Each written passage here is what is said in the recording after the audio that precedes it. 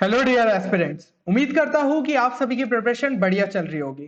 तो यहाँ पे हम आपके सामने जो है WJE 2023 के एग्जाम पैटर्न को डिस्कस करने वाले, क्योंकि देखिए हर साल जो है लगभग 80,000 स्टूडेंट्स WBJE के लिए बैठते हैं, लेकिन काफी सारे स्टूडेंट्स को उसके एग्जाम पैटर्न के बारे में ही नहीं अच्छे से पता होता है। वो सोचते हैं कि यार जो जेई मेंस में पैटर्न रहता है उसी टाइप का जो है हमें पैटर्न देखने को मिलता होगा, लेकिन WBJE एग्जाम का पैटर्न जो है वो काफी डिफरेंट होता है। और यहाँ पे अगर आपने उस पैटर्न को अच्छे से नहीं समझा तो आप अपने काफी मार्क्स को जो है लूज कर सकते हैं। इसलिए इस वीडियो को एंड तक देखिएगा ताकि आपको सारा टाइप समझ में आ जाए कि किस टाइप के क्वेश्चंस आपको देखने को मिलेंगे पेपर में। तो सबसे पहले अगर हम बात करें कि आपका मोड ऑफ एग्जाम किस मोड में होगा, तो वो रहेगा ऑफलाइन मोड। ठीक है, तो ये गलती मत करिएगा कि आप सोच रहे हैं कि ऑनलाइन मोड में जो पेपर रहेगा ये आपका सिंपली OMR बेस्ड रहेगा, जहां पे आपको जो है OMR शीट प्रोवाइड की जाएगी। तो आपको जो है पेन से सर्कल्स को फिल इन करना रहेगा। फिर आपका जो एग्जाम का ड्यूरेशन रहेगा वो 2 घंटे रहेंगे, और यहाँ पे आपके जो है 2 पेपर होने वाले। तो टोटल मिला के इसका मतलब हो गया कि आपका 4 घंटे का जो है पेपर रहेगा। अब ये एग्जाम डेट्स आई नहीं है, ठीक है ना, तो उसके बाद जैसे ही एग्जाम डेट फाइनल होती है तो आपको जो है पता चल जाएगा कि किस दिन आपका जो है पेपर होने वाला है, और फिर जो 2-2 घंटे के स्लॉट रहेंगे उसके बारे में भी आपको पता चल जाएगा। यहाँ पे आपका जो पेपर 1 रहेगा वो पूरा मैथ्स का रहेगा, एंड पेपर 2 जो है वो फिजिक्स एंड केमिस्ट्री का रहेगा। टाइप ऑफ क्वेश्चंस आपके सारे ही मल्टीपल चॉइस क्वेश्चन रहेंगे, ठीक है ना, लेकिन यहाँ पे एक छोटा सा ट्विस्ट छुपा हुआ है जो कि हम थोड़े टाइम बाद डिस्कस करेंगे।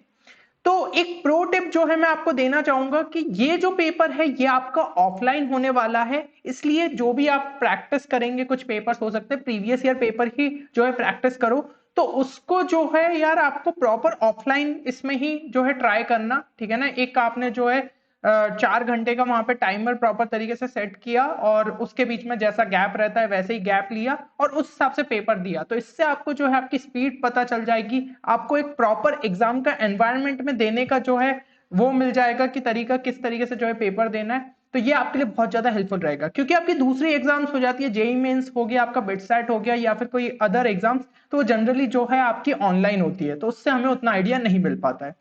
देन सेकंड चीज जो है यहाँ पे नंबर ऑफ क्वेश्चंस की अगर बात करें तो फिजिक्स के आपके जो है 40 क्वेश्चंस देखने को मिलेंगे, केमिस्ट्री के आपको 40 क्वेश्चंस देखने को मिलेंगे, और ये हमारे जो है पेपर 2 में आएगा। पेपर 1 जिसमें हमें मैथ्स आएगा तो उसमें आपके 75 क्वेश्चन रहेंगे। तो यहाँ थोड़े से मैथ्स के क्वेश्चन कम दिए गए हैं, क्योंकि यार मैथ्स में जनरली जो है टाइम भी आपको ज्यादा लगता है। और आपके जो मैथ्स के 75 क्वेश्चन है उसको 3 कैटेगरी में जो है उन्होंने बांटा है। 50 क्वेश्चन जो है वो कैटेगरी 1 में रहेंगे, 15 क्वेश्चन जो है आपके कैटेगरी 2 में रहेंगे, और 10 क्वेश्चन जो है वो आपके कैटेगरी 3 में रहेंगे। फिर फिजिक्स केमिस्ट्री अगर हम बात करें तो 30 क्वेश्चंस आपके कैटेगरी 1 में रहने वाले, और 5 क्वेश्चंस जो है वो कैटेगरी 2 में रहेंगे, और 5 क्वेश्चंस कैटेगरी 3 में रहेंगे। तो ये फिजिक्स और केमिस्ट्री दोनों के लिए ही जो है कॉमन चीज रहेगी। टोटल मार्क्स की अगर हम बात करें तो टोटल मार्क्स जो है आपके पेपर के 200 रहेंगे। इन 200 मार्क्स में से आपके जो 100 मार्क्स रहेंगे वो पेपर 1 के रहेंगे, जिसके अंदर आपका सिर्फ मैथ्स सेक्शन रहेगा, और बचे हुए जो 100 मार्क्स रहेंगे वो आपके पेपर 2 के रहेंगे, जिसके अंदर आपका फिजिक्स एंड केमिस्ट्री आ जाता है।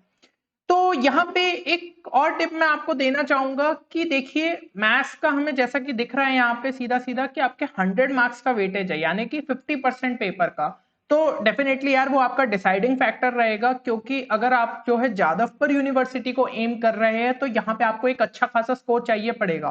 तो इसलिए मैथ्स की प्रैक्टिस काफी बढ़िया तरीके से करिए, ठीक है। यहाँ पे अगर आप मैथ्स में ही बहुत अच्छा स्कोर ले आते तो फिजिक्स एंड केमिस्ट्री में जो भी आपका स्कोर रहेगा वो आपके बस स्कोर को और अच्छा खासा जो है बूस्ट दे सकता है।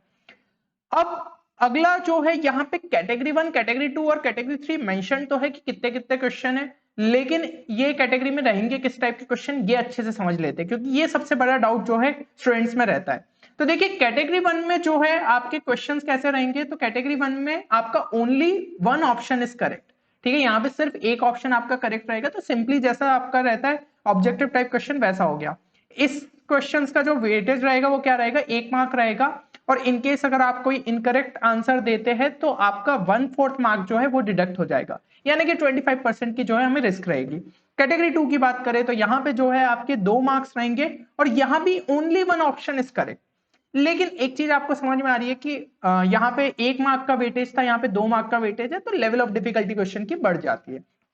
फिर यहाँ पे इनकरेक्ट अगर हमारा आंसर रहा तो यहाँ पे आपके आधे मार्क्स जो है डिडक्ट हो जाएंगे, फिर से 25% रिस्क है। और कैटेगरी 3 की अगर हम बात करें तो कैटेगरी 3 जो है काफी ट्रिकी हो जाती है। जैसे कि मैं आपको बता रहा था कि ऑब्जेक्टिव टाइप क्वेश्चन में भी एक छोटा सा जो है आपके लिए ट्विस्ट रहेगा। तो ये चीज है कि कैटेगरी 3 का वेटेज तो आपका 2 मार्क्स का रहेगा, लेकिन यहाँ पे 1 और मोर ऑप्शन जो है आपके करेक्ट हो सकते हैं। ठीक है, तो यहाँ पे एक से ज्यादा ऑप्शन जो है करेक्ट होने की पॉसिबिलिटी है, और यहाँ पे आपको पार्शियल मार्किंग मिलती है। ये बहुत बड़ा आपके लिए बेनिफिट रहता है। ठीक है, और साथ ही साथ सबसे बड़ी बात क्या है, यहाँ पे कोई भी नेगेटिव मार्किंग नहीं है, तो कोई भी क्वेश्चन छोड़ना नहीं है। जो समझ में आ रहा है कुछ ना कुछ लगा के आना है ताकि आपको मार्क्स मिल जाए। तो सबसे बड़ी प्रो टिप यही हो गई कि आपके कैटेगरी 3 में जो है कोई भी रिस्क नहीं रहेगी, साथ ही साथ आपको पार्शियल मार्किंग है, तो इसका आपको बेस्ट यूज लेना है, क्योंकि ये आपके मार्क्स को एक अच्छा खासा बूस्ट दे सकता है। एंड मैथ्स में जैसा कि हम देख रहे हैं कि आपके कैटेगरी 3 के जो है 10 क्वेश्चन रहेंगे, तो यहाँ पे जो है उसका अच्छा खासा फायदा लीजिए। और फिजिक्स केमिस्ट्री में भी टोटल मिला के आपके 10 क्वेश्चन हो जाएंगे।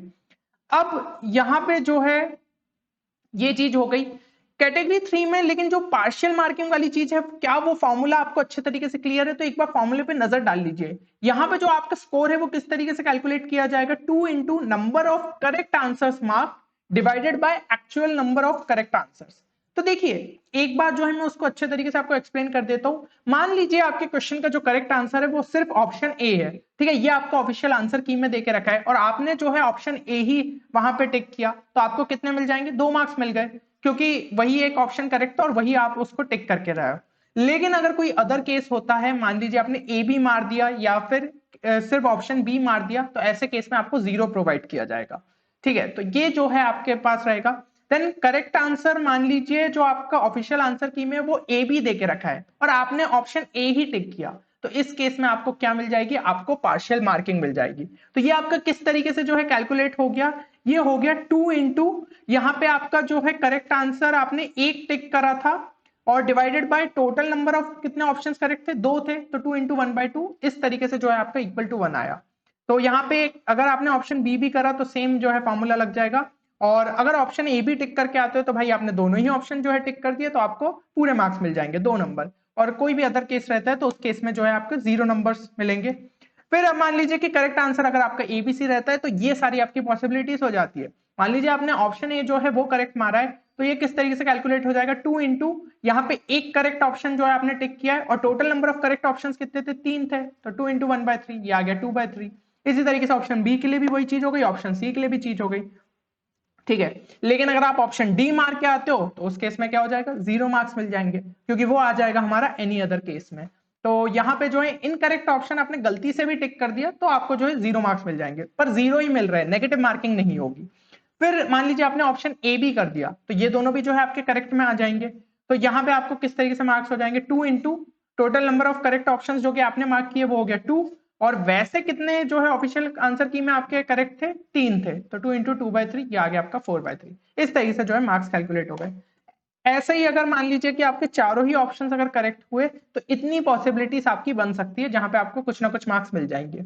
लेकिन अगर आप देख रहे हैं यहाँ पे, तो एनी अदर केस जो है हमने नहीं लिया है। क्यों नहीं लिया है? क्योंकि यार इतने ही जो है पॉसिबिलिटीज है, इसके अलावा क्या पॉसिबिलिटी बचती है कि आप क्वेश्चन को बस छोड़ के आ जाओ।